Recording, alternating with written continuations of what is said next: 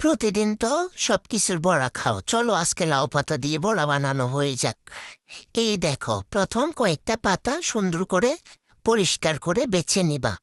নেওয়ার পরে এই পাতাগুলো হাত দিয়ে একটু এভাবে মলে দিবা, যেহেতু এটা লাউ পাতা একটু কাটা কাটা থাকে। তারপর পরিষ্কার পানি দিয়ে পাতাগুলো সুন্দর করে ধুয়ে নিবা। দেখো, কয়েকবার করে ধুয়ে নেবা। ধুয়ে নেওয়ার পরে পাতাগুলো উঠাই পানিটা ঝরাই নেবা। ঝরাই নিয়ে এই যে পাতাটা কি করবা, এটার মধ্যে যে মাখানো বেসনটা রেখেছ ওটা দিয়ে দিবা। বেসনটার মধ্যে তেমন কিছু দিতে হয় না, একটু লবণ, একটু মরিচের গুঁড়া, একটু আদা বাটা, একটু রসুন বাটা, এগুলো দিলেই হয়।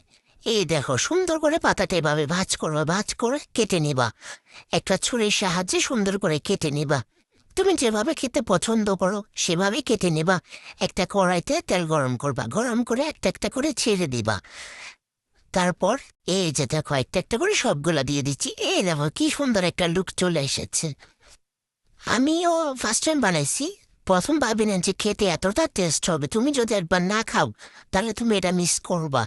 মানে গরম ভাত দিয়ে জিনিসটা খেতে এত পরিমাণ টেস্ট, কি বলবো, কিভাবে বুঝাবো তোমাকে, তুমি নিজে না খেলে বুঝতে পারবে না। আমি প্রথমবার বানাইছি, রেসিপিটা প্রেমে পড়ে গেছি এক কথা, যেটা অসাধারণ। মানে আমি ভাবছি যে এতটা মজা হবে কিনা।